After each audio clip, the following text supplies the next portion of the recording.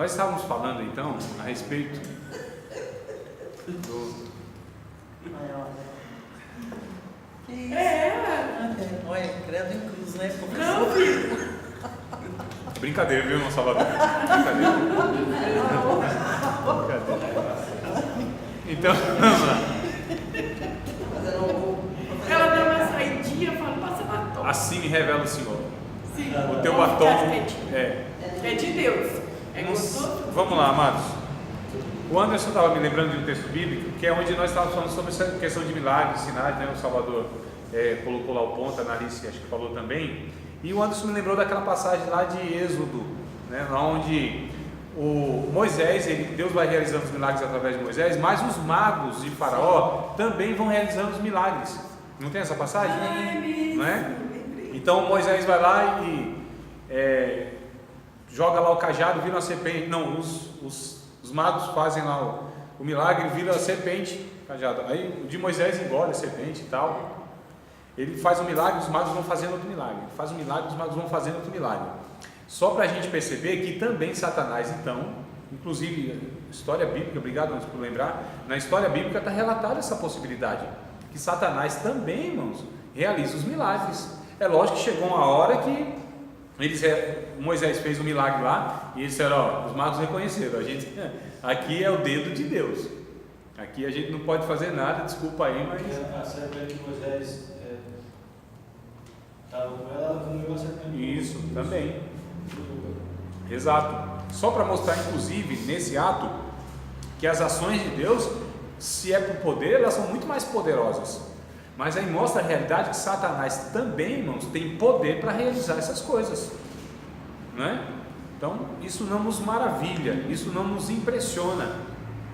Nós que conhecemos o Evangelho, nós que temos em apreço a Bíblia Sagrada, os textos bíblicos, essas coisas não são para nos impressionar, a gente não fica impressionado com isso.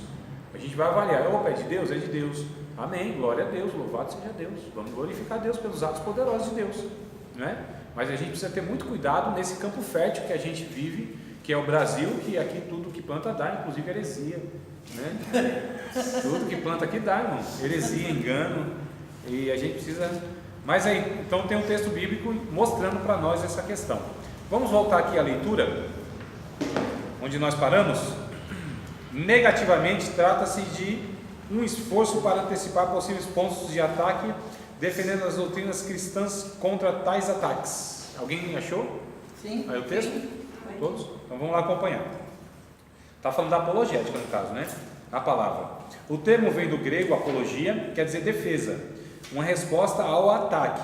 E a gente leu 1 Pedro, né? 3 e 16, mas parece que a referência é até o 15, tá? O famoso diálogo de Platão, Apologia, expõe a defesa de Sócrates diante de seus acusadores, base bíblica. Alguns fazem oposição a qualquer defesa da fé cristã, supondo que o conhecimento da verdade por meio da revelação é perfeito e não requer qualquer raciocínio humano em sua defesa. E não é assim, né? Porém, a ideia que a revelação coada por mentes humanas é perfeita, capaz assim de produzir um perfeito corpo de verdades conhecidas. Não passa de um dogma formado pelo homem e não uma doutrina da própria Bíblia. De fato, essa ideia é uma apologia em favor de um dos modos de se obter conhecimento. Em qualquer instância em que algum argumento é apresentado nas Escrituras, não diretamente alicerçado sobre algum texto de prova dentro da Bíblia, é uma apologia dentro dos livros sacros. Tomemos como exemplo o primeiro capítulo da Epístola aos Romanos. Paulo mostra a culpa e a impossibilidade de defesa dos pagãos diante da mente divina. Ele erige, ele levanta uma apologia em favor de certas ideias básicas, e muitos capítulos das Epístolas de Paulo podem ser encarados por esse prisma, por esse olhar. Ou seja, Paulo é aquele que vai defendendo com argumentos, irmãos, tá certo? Ele vai mostrando. Ele usa a natureza, ele usa a história, ele usa a própria tradição e a cultura dos pagãos para mostrar e para argumentar, que fala, olha, isso aqui são obras de homens, Deus não é assim, Deus não é servido por mãos humanas. Então Paulo é aquele cara racional, né? Paulo era o cara que ele tinha um equilíbrio, ele reunia tanto a demonstração do Espírito Santo nas ações sobrenaturais, mas o discurso de Paulo, que era mesmo a sua principal ferramenta para convencer as pessoas a respeito de Cristo. Não eram os sinais, não eram os milagres, não são essas coisas extraordinárias. Isso acompanhava o ministério de Paulo, porque Jesus disse que essas coisas acompanhariam a gente também, não é? Então claro, irmãos, não tem nada de errado onde a gente busca a presença de Deus, onde a gente pede os dons espirituais. Aliás, isso são ferramentas que Deus disponibilizou a nós, discípulos de Jesus, para que a gente tivesse isso também, né? Mas esses sinais devem ser operados sempre numa finalidade de levar as pessoas a Cristo, sempre, amados, sempre, sempre, sempre. Tudo bem? Bora lá o texto aqui do livro ainda, motivos bíblicos em favor da apologética. O trecho que nós já lemos, né, de 1 Pedro 3,15, faz essa declaração direta. Então, para que a gente esteja sempre preparado para responder a todo aquele que pedir a razão da esperança que há em nós. Fique entendido que tal resposta conterá raciocínio acerca da fé e não apenas textos de prova extraídos da Bíblia. Segundo salientamos acima, no Novo Testamento, há muita apologia, ou seja, muita defesa. Em certo sentido, o próprio volume sagrado é uma apologia em prol da nova religião, em conflito com o antigo judaísmo e com o paganismo. O cristianismo enfrentou um sistema helenizado, ou seja, dos gregos, né? No qual a filosofia tinha grande peso.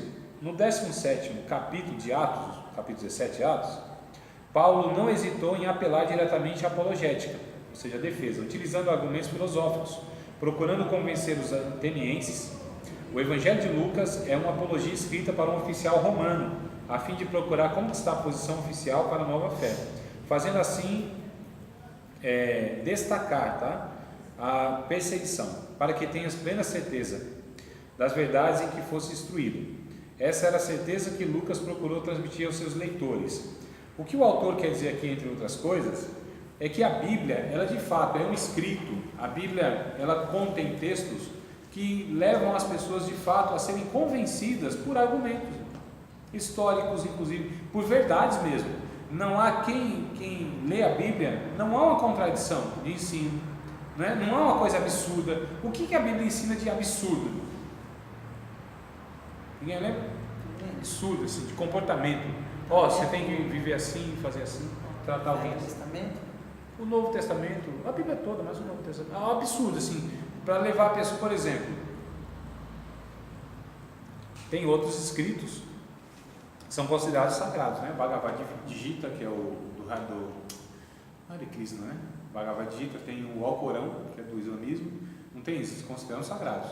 Mas tem ensinos ali que são coisas absurdas. Né? A Guerra Santa, por exemplo, matar em nome de Deus, que é a jihad. Mas o que a Bíblia ensina de coisa assim absurda? Não ensina nada, não tem nenhum ensino absurdo. Pelo contrário, a Bíblia tem orientações para a vida, coisa sensata, coisa que constrói o ser humano da melhor maneira que o ser humano pode ser construído. Então, você pegar qualquer ensino bíblico e você expor, esse ensino, ele é sensato, ele é honesto, ele é inquestionável para a vida. Aplica isso na sua vida, né? Fala para outra pessoa experimentar viver daquela forma. Não existe questionamento no sentido que não, isso aqui é absurdo, como que pode ensinar um negócio desse? Não, a Bíblia não tem isso. Então percebe que a gente tem de fato o ensinamento correto, sensato, honesto, equilibrado para a vida. Nós temos, irmãos, que é a Bíblia Sagrada. A gente precisa levar essas coisas a todos os lugares, a todas as pessoas, não é? Então nós temos argumento de sobra. O que falta? Falta às vezes o conhecimento nosso adequado daquilo que nós chamamos de argumento, que é o conhecimento bíblico, né? Então a gente às vezes assim se depara, a gente vive numa convulsão na sociedade, desconstrução familiar, negócio absurdo, questão do aborto, homossexualidade, o que mais, irmãos, assim que... Não sei se... Pedofilia. O que mais? Tem um bocado de coisa aí que as pessoas discutem. Bullying também. As pessoas discutem se aquilo é correto ou não, se aquilo deve ou não deve ser legal. O uso da maconha, por exemplo, das drogas, né? Isso tudo tramita no Senado, irmãos. Essas coisas todas só não é aprovado porque a misericórdia de Deus. O aborto, isso, se tem. A misericórdia de Deus tem refreado essas coisas, porque se fosse para depender desses políticos, desses legisladores, a gente estava perdido. Vou falar uma palavra aqui que não é tão teológica. A gente estava perdido, irmão. Né? Que nem a prostituição, eles não queriam assinar para as prostitutas. Que fosse uma profissão e tudo mais. Não é? Então, Não, sim, claro. foi, mas eles queriam isso. É transformar o errado em certo, né? Agora eu pergunto, Inversão de valores. quem é que tem a resposta para essas coisas? A Bíblia. É a igreja. Em tese, né? Supostamente, nós, a igreja, nós deveríamos responder, porque nós temos a resposta. Não espere isso de outro movimento, irmão, religioso, porque eles não têm. Quem tem a resposta somos nós. Eu acho que foi o Martin Luther King, que, para quem não sabe, um pastor batista. Martin Luther King foi um pastor batista, né? E que, na época, inclusive, o racismo era forte. E quem combateu, quem que tinha uma palavra, irmãos, contra o racismo? Um pastor batista, Martin Luther King Jr., né? Mas ele disse assim, que o que ele mais temia, o que espantava ele, não era o grito desses loucos, desses pecadores, era o silêncio de nós, né? O nosso silêncio é que assustava ele. Então nós temos a resposta, nós temos a palavra, irmãos, de vida para as pessoas. Nós temos o argumento correto para levar as pessoas a serem salvas. E aí a gente precisa usar então, defender, inclusive falando, irmãos, a gente está assim numa situação muito complicada, porque a gente tem que defender a fé, que não é a fé que muitas vezes é pregada por aí, e aí é um trabalho dobrado, que a gente tem que explicar que o evangelho não é isso, não é isso, não é isso, não é isso, não é isso. Até, né, se construir tudo isso, a gente vai falando, o evangelho é isso, isso, isso. Mas a gente tem que fazer essa defesa da fé. E a gente tem que argumentar isso. Quando as pessoas, porque tem cada coisa absurda aí. Ontem um pastor falou para mim, falou, André, veio uma irmã aqui e disse a respeito de um culto que eles estão tendo lá, um negócio assim, aqui pertinho. Estão buscando o Espírito Santo no escuro. No escuro, apaga as luzes e vai orar e buscar o Espírito Santo. Coisa absurda, irmão. Ai, Jesus. Coisa absurda, não é? Aí vem as pessoas e falam, ó, tudo um bando de louco. E não está falando dos corintianos, não. Está falando dessas pessoas que de alguma maneira dizem, nós somos cristãos.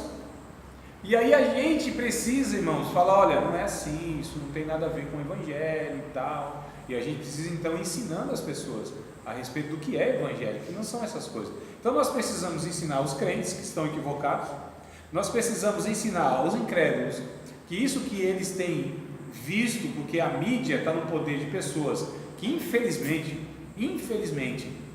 de Jesus não tem nenhum trejeito, nenhuma pinta, não se parece nem um pouco, né? Os ensinamentos passam longe de ensinamentos bíblicos, mas é o que eles têm acesso.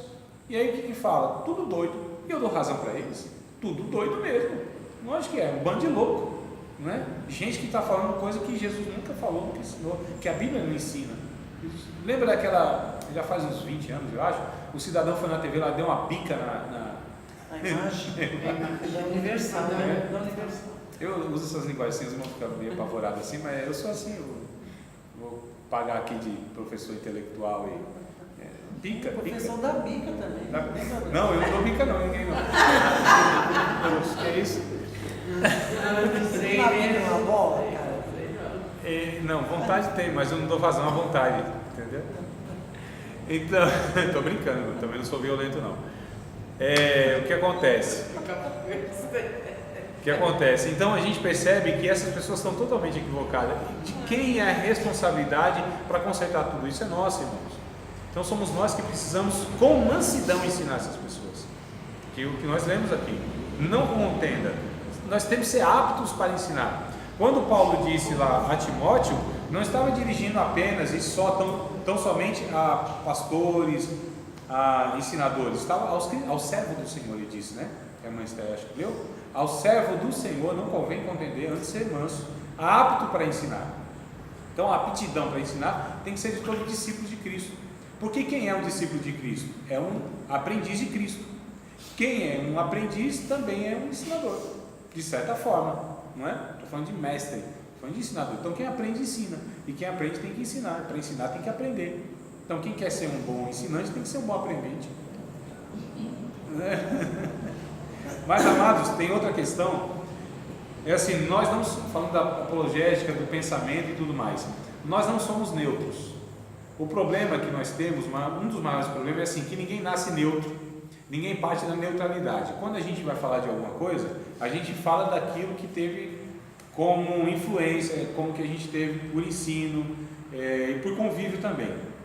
Cada igreja não tem lá sua forma de pensar, que eu acho muito estranho, porque se a Bíblia é uma só, nós deveríamos concordar na maioria das coisas. De vez de uma coisa e outra, está dentro da normalidade, do esperado e bíblico, inclusive, né? Então, Martinho Lutero disse: naquilo que é essencial, a gente tem que ter unidade, tem que pensar todo mundo igual. Naquilo que não é essencial, a gente pode ter a diversidade. Em todas as coisas, a gente deve ter a caridade. Então, essas são as 3 regras básicas para um bom convívio cristão. Mas o problema nosso é assim, que nós não somos neutros. Eu falei para vocês em um tom de brincadeira, mas é verdade. O que nós pensamos não parte de nós, puramente falando. Brotou assim, sabe, da pureza da nossa alma cândida. Não brotou disso. Não, nós fomos de alguma maneira influenciados. Nos fizeram pensar aquilo que nós pensamos. Então os pensamentos que nós pensamos não são os nossos pensamentos, são os pensamentos daqueles que querem que pensamos os seus pensamentos. Puxa, muita loirice que vai ter. Não, olha só, na verdade, amados, por exemplo, a mídia doutrina, não doutrina? Né? Não estou falando só de Globo, não, estou falando da mídia, a mídia de massa, doutrina, ensina, vai sugerindo, porque nem sempre a doutrinação é assim, vem um comercial lá e falando, ó, é assim, termo técnico, não é isso, sugere, colocando como sendo a melhor coisa, a coisa certa a fazer. Teve o primeiro beijo gay, agora o beijo está para todo lado, não é? Então assim, vai sugerindo, a sugestão, ela vai então entrando nas mentes das pessoas, e a maioria das pessoas, elas não pensam por si. Não se ofenda por isso. A maioria das pessoas vai pelo consciente coletivo, espírito de manada. A gente usa esse termo na sociologia, né? A manada sendo manipulada. Irmãos, é sério esse negócio? É sério, os livros nos influenciam, os educadores nos influenciam, a mídia nos influencia, as pessoas que nós ouvimos nos influenciam, os nossos líderes nos influenciam, o professor de vocês influencia vocês. Então nós somos toda hora influenciados, é por isso que é necessário lermos coisas boas, ouvimos pessoas honestas, não é? É verdade. Isso é um fato, amado. Então a gente precisa ter muito cuidado, porque assim, a gente não é neutro, nós não somos neutros. E aí a gente precisa ter uma mente sadia, sermos influenciados inclusive pela palavra de Deus. Para termos a mente de Cristo, é necessário que o Espírito Santo nos influencie. E a gente precisa ter muito cuidado para não ser manipulado, né? O pior de tudo é que pessoas, elas são manipuladas e nem sabem que são manipuladas. Aqui que está onde mora o perigo. Elas nem sabem, nem percebem. Fazem por que fazem? Não sabem, fazem. Vão fazendo, vão acreditando, vão reproduzindo. Mas se de fato não é o fruto de um entendimento, não é resultado de uma compreensão, não é? Por que ela crê? Não é porque ela pensou e chegou àquela conclusão e ela acredita naquilo porque ela pensou e a Bíblia levou ela a pensar aquilo, não. Então a gente precisa ter muito cuidado, porque de fato, amados, eu tenho percebido que inclusive alunos de teologia também têm ouvido, vocês ouvem um bocado de coisa aqui, né? Algumas coisas, acredito que a maioria deve ser boa, outras eu sei, vocês têm que filtrar, a responsabilidade de vocês filtrar. Eu me esforço e eu acredito que o que eu passo é bíblico, é bom, ou se aproxima da Bíblia pelo menos, não é? Agora é responsabilidade de cada um de vocês filtrar o que eu falo. Eu, pastor de vocês, as pessoas que vocês ouvem, aquilo que vocês leem, responsabilidade de cada um, irmãos. Então tem que ter muito cuidado, né? Vocês precisam pensar naquilo que vocês estão pensando, a gente não pensa no que a gente pensa. E toda vez que a gente pensa, a gente deve repensar naquele pensamento, para ver se aquele pensamento, ele de fato está sendo correto. Sabe por quê?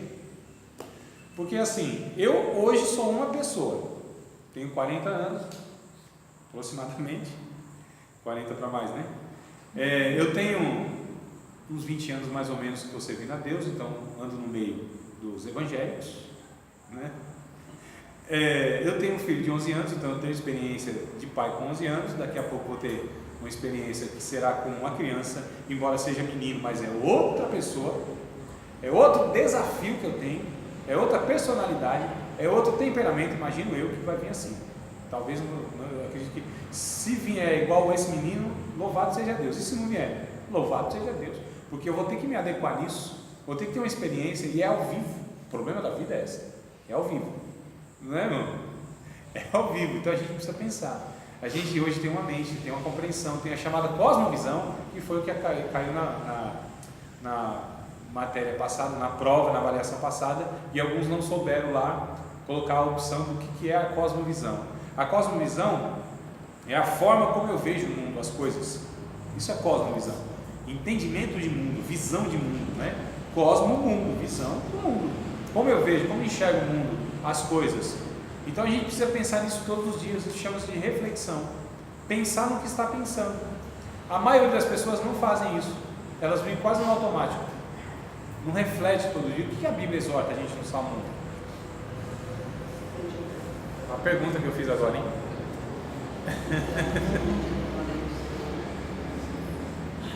Compartilhe, Ângela, com aquele vigor assim dos plenos pulmões. Bem-aventurado o varão que não anda segundo o conselho dos ímpios, não se assenta à roda dos escarnecedores, não se detém nos caminhos dos pecadores, antes tem o seu prazer na lei do Senhor, e nela reflete todo o dia, irmãos.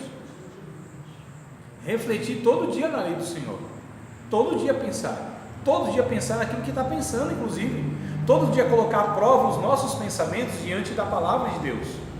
Vocês percebem a tarefa que a gente tem? E a gente é muito displicente, porque a gente não pensa no que a gente está pensando, e a gente precisa pensar no que a gente está pensando. No Romanos 12, né, que fala para nós, não nos conformeis com este mundo, mas transformados com a renovação da nossa mente. Exato, perfeito, Ângela. Perfeito. Não poderia ter outro texto em toda a Bíblia que se encaixaria com essa ocasião. Então a gente precisa o quê? Transformar o nosso entendimento, né? Nossa mente, pela renovação. É o que eu estou dizendo aqui. Renovação. Olha que coisa interessante. Nós precisamos ser renovados, irmãos. Por que renovados? Porque a palavra de Deus, ela precisa ser renovada? Não é ela. Não precisa ser renovada. Até dizem que a palavra é nova todo dia. Não tem nada a ver, isso está errado. Quem vai se envelhecer, porque se ela precisa se renovar, ela está sujeita a se envelhecer. Isso não acontece com a revelação de Deus, com a palavra de Deus. Quem fica velho, quem vai envelhecendo, somos nós, é a nossa mente. É nós que precisamos ser renovados pela palavra. Não é a palavra que se renova. O problema está em nós, irmão. Não é na palavra, ela é viva, ela é espírito e é vida. Não é? João 6,63 está escrito isso aí. Jesus disse: as minhas palavras são espírito e vida. Então é a nossa mente que é sujeita à corrupção. Eu não confio na minha mente, eu não confio em mim. Eu sei que eu posso ser influenciado pelo mal e nem posso perceber isso, porque Satanás é um ser sagaz, astucioso, como diz no meio pentecostal, vem com sapatinho de algodão, não é? Ele vem sugerindo coisas que a gente vai abraçando. E muita coisa também a gente aprende, né?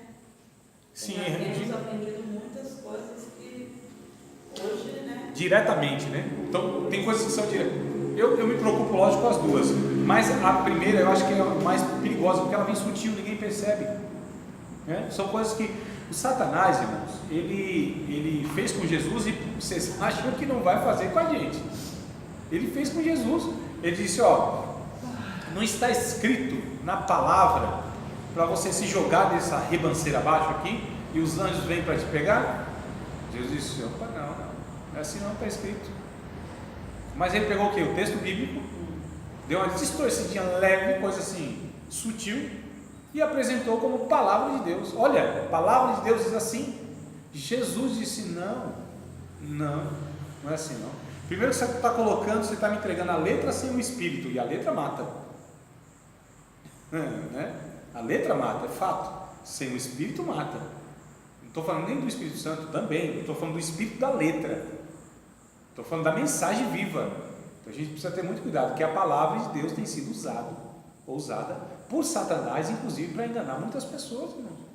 Não são poucas as pessoas que estão sendo enganadas dentro de igrejas evangélicas. Não é brinquedo esse negócio, não é? Cuidado muito grande. E a pergunta é: e eu tenho sido alvo disso? E aí cada um precisa ter muito cuidado com isso aí. Salva-te por tua vida, escapa por ela, né? Aí a gente tem uma tarefa árdua, então: se manter salvo e salvar os outros. Aí o que a gente precisa? Bíblia Sagrada, irmãos.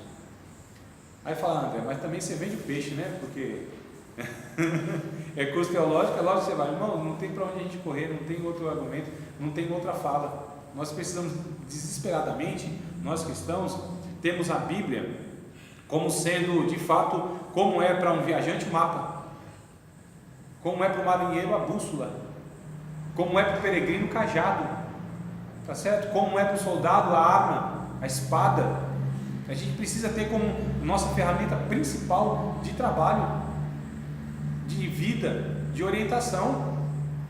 Eu não devo jamais transferir a responsabilidade de conhecer a palavra de Deus, a vontade de Deus, a Bíblia Sagrada, colocando terceirizando, né? Existe uma terceirização de tudo, né? Até da vida espiritual, até do conhecimento de Deus, né? Ah, não, eu já pago o curso teológico para o professor que se vira lá para me ensinar tudo. Eu não. Eu contribuo com uma parcela. Inclusive, o meu incentivo é isso, para que você busque junto comigo e me ajude também para me proteger, porque tem hora aqui que eu posso colar as placas, dar tilt, ficar doido, ensinar um monte de coisa que não tem nada a ver. Ué, isso não está acontecendo por aí? Vocês percebem, irmãos? Então, a defesa da fé, nós precisamos defender a fé, nós precisamos de fato ter esses argumentos bíblicos, nós precisamos conhecer a Bíblia, nós precisamos ser gente sensata, informada e gente que tenha uma cosmovisão das coisas. Vocês têm alguma pergunta fácil e rápida para esse momento? Não acabou? Não está, o seu está. Foi mais. Só um comentário, você falou sobre a renovação da palavra de como existir isso. Inclusive tem um versículo para se criar, né? Quando fala que a palavra de Deus se renova cada manhã, né? Mas isso foi citado durante Deus misericórdia. Na verdade está no livro das Heresias, capítulo 10, verso 66. São as misericórdias. Livro das Heresias, né? É que as pessoas trocam, né? Muita coisa, né? Mas por que é falado tudo isso? Por que é pensado tudo isso? E por que as pessoas abraçam todas essas coisas, irmãos? Porque elas são influenciadas. E elas não são responsáveis por si mesmas em buscar na Bíblia. Elas transferem essa responsabilidade, depositam a sua alma, irmãos, na vida de algumas pessoas. Que perigo, pelo amor de Deus, depositar o destino da minha alma, Ela pega e não examina isso.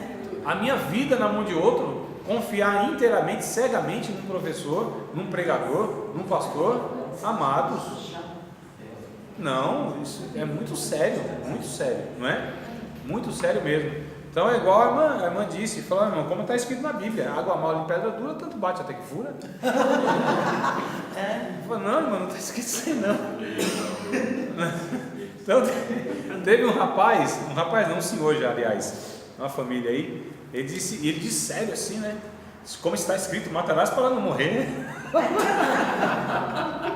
Eu falei: não está escrito isso aí não. Não está sim escrito. Eu falei: não está não, tá. Mas é assim, é cada absurdo, né? Então a gente ouve tem coisas que são besteira, a gente dá risada e tal, mas tem coisas que são sérias, que estão levando as pessoas a um engano, irmãos, a uma vida que só Deus pode mensurar as consequências dessa vida, só Deus.